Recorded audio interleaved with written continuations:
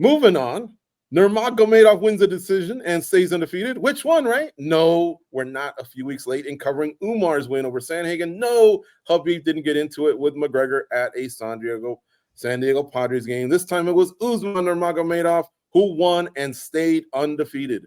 Man put on a clinic against the fellow Russian, Alexander Shabli. This is Nurmi's second title defense. Unfortunately, he does not get a milli, even though those were the two finalists of the Bellator Lightweight Grand Prix that began last year. Fellas, react. Goes, lead things off. Were you impressed? I didn't think that fight was so bad. I know the Boo Birds came out every now and again, but I thought Shabli did a good job of keeping it interesting with some of the exchanges. I think for Nurmagomedov, there were times where he did look a little bit more vulnerable than some of the other Nurmagomedovs. I still think he's great or good. I think the question is we're trying to figure out, is he going to be great, right? That's that next step that everybody's looking at. But I didn't really think it was that bad. I was watching it with George, and I thought we were pretty entertained. It seemed like a decent fight for me, but I think Usman just kind of needs that next test. We need to see a more elite fighter in front of him, and then we'll see what we really have there with him. Mm-hmm. Danny, what were your thoughts? These Nurmies, man, they're pretty badass. And I would say out of all of them, Usman's not the type that really should get booed because he spends a lot of time on his feet and is pretty exciting. I would have to disagree, man. He's certainly good, but I do feel like there needs to be a little bit more activity. And it's almost like he's too good, right? Like, I don't know. I'm not going to say that was like the most boring fight I've ever seen. It wasn't. It was a fine fight, but was it like a super exciting fight? Is it something that was it a performance that Nurmagomedov put on that it's easy for PFL and the Bellator to promote? No, not really. I mean, this guy's clearly talented, undefeated, but he needs to do a little bit more than just win and look good doing it. He needs to make some statements. And I feel like sometimes like his fights are a bit slow. But all in all, like, yeah, he's an elite fighter, clearly. But out of all the pack of the Nurmagomedov, say Islam, Habib, and all those guys, I feel like he kind of fades out a little bit more than others in terms of the public eye. I feel like he needs to be a little bit more intentional with his performance. And if he's that good, I would like to see him kind of press the action a little bit more. But again, still a young fighter. I feel like he's still very much in development. So maybe we could see this down the line. But at this point in time, I don't think he's the most exciting fighter out there, but certainly a very elite fighter. Very, very good. Do you think it had to do anything with Shabli is also pretty damn good, and that's just a tough out? Yeah, it was a tough fight. Yeah, he had a tough guy in front of him. So that could be it as well. But like I've seen it in other performances too. It's not like it's the only one. So I think at this point also like he just needs bigger names that excite us, right? Like clearly he had a game opponent, but I want to see him against AJ McKee. I want to see him against these guys that we know and have been watching for quite some time and are a little bit more of a household name. Maybe that'll get us a little bit more excited for the fights. But well, we'll see what's next for him. Clearly he's on the rise. He's champion. And I think ahead we'll see some of these bigger fights. Let's get Nolan King's reaction. Nolan, you've covered a lot of Bellator, so you've seen a lot of these fighters up front as well. But what were your thoughts on this performance? Yeah, I understand the criticism. I do think it was maybe a little overblown. Like both these guys, if you've watched their whole body of work, I think everybody would admit they're pretty damn good. Shabli seemed, I think part of the inactivity in this fight seemed to be on Shabli's end. Like I'm not totally sure exactly what his game plan was, and his abilities to adjust didn't seem to be there either. It seemed to kind of be the same sort of issues that he was running into over and over again. It's a fight that unfortunately, like I was very excited for this one. I think unfortunately people will kind of forget about it a bit. But it's tough, man. I mean, Bellator, PFL right now, I'm not necessarily sure. I think it's harder for these guys to get some rhythm and feel comfortable in there when they're only competing, a couple times a year or not even that. So I don't know. I don't know how much, I'd have to hear what Shabli, like kind of why that happened. And then from Usman's perspective, I mean, it's hard. What's kind of the incentive to go out there and do anything different if you're beating tough guys 49-46 and 50-45? But yeah, the AJ McKee fight, I think, like Danny said, I think that's the next one. If he gets through Paul Hughes, I think that's the way to go. And it's a fight that is very sellable, a good test for Usman and an ability that will give him the ability to kind of further his name again through, this fight was a tough fight, but it was for the hardcores. This one, I think, is a little bit more mainstream appeal. So I'm excited. I still think he's great. It's all a learning process, and he's still young. And I think if he were to jump to the UFC, I'm not exactly sure where he would fit in, but I think he'd certainly be a guy that would be, in the top 10 or so. I wonder if Usman Nurmagomedov would have been more incentivized had he fought for $1 million instead of $100,000 and an additional belt.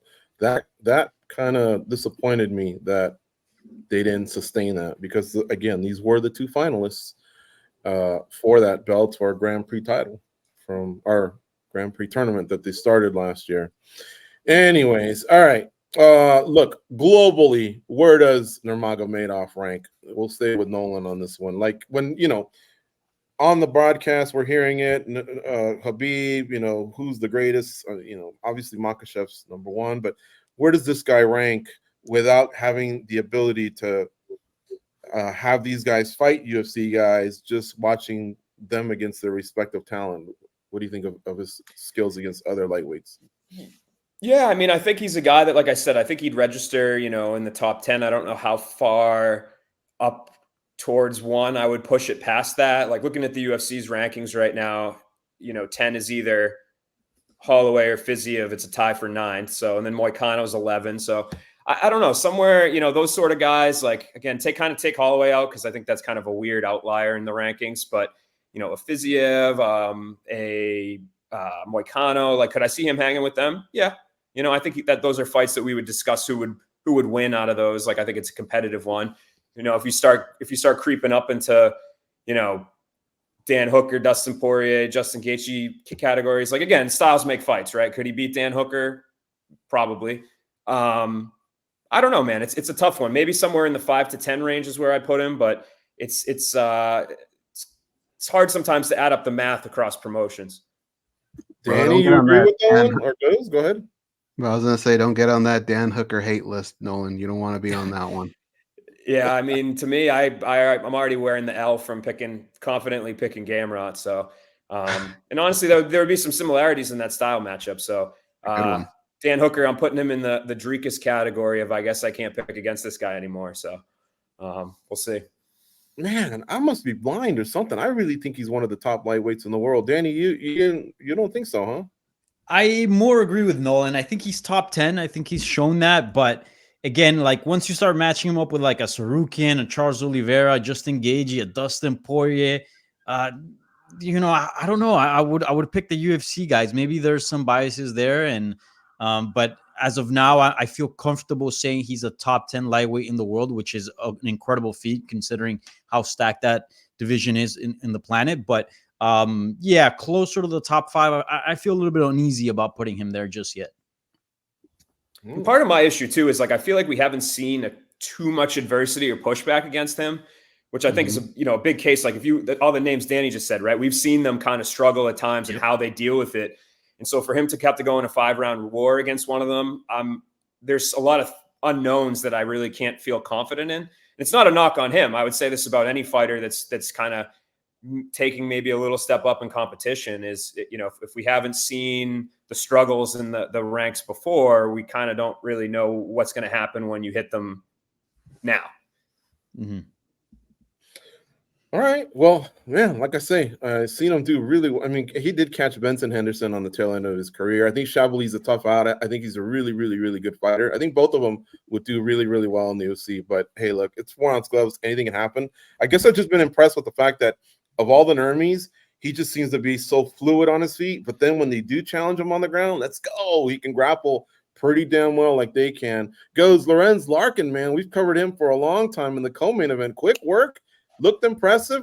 He told us in an interview, that the contract situation that needs to get sorted out. But you can tell he's got one last quest, right, to wear some gold. Yeah, I don't know if this guy's like Benjamin Button or what his deal is, but the older he gets, the more dangerous he seems. And I think you have to re-sign a guy like that. I'm surprised that they didn't do it before the fight.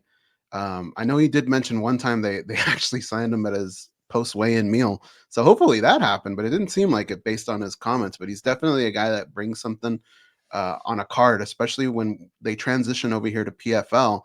Aren't we always talking about you need that one name on there that kind of gets you to want to pay attention. I think Lorenz Larkin on a card is one of those guys that makes me want to stay home and watch the card. The dude is just destructive force. He's fun to watch. Mm-hmm. Nolan, can he be a champion one day, or is it too late? Because remember, he either has to face the champ, or I guess enter a season of PFL, which at 38, I don't know if he can do that. Now you're asking 4 fights out of a person in that grueling schedule that they keep. Yeah, I mean, with that knockout power, he's always got a chance. He's kind of had a weird career since he left, right? Like when he hit free agency from the UFC, I felt like it was a big deal, and Bellator landed him, and he went out there and he fought. I think it was, didn't he debut in a title fight against Lima? So, yep. And he lost to Daly, and then he kind of hit this phase, like when I was covering all those Bellator events at Mohegan, where we like wouldn't see him for a while, and then all of a sudden he'd be on a card, and like it would kind of be a last second addition. And I used to ask him, kind of, was this intentional? And he'd be like, no, I feel like they don't, keep me active and whatever else. So he's kind of in a weird spot, right? But at the same time, like super exciting. Anytime he's on a card, people have his name circled. He still wins a majority of his fights outside of that split that he lost to Koreshkov. So I'd like to see them promote him a little bit more, put him in some bigger fights. Like I feel like they use him a lot to kind of fight like a guy that's maybe on the cusp of being a contender in the division, and then he just knocks them right back down. So, the fights like the Koreshkov one, guys that are like imminently in that, or just always perennially in that top tier of the welterweight division. Those are the guys that I'd like to see him fight more. But he's so fun. He had that great knockout a couple of years ago, the Berkimov one with the, or maybe last year with the standing elbow. Like, guy always delivers. He's fun. Fans like him. They know him from the UFC, and he's still good. So I just like to see them kind of use him and promote him a little bit more than they are.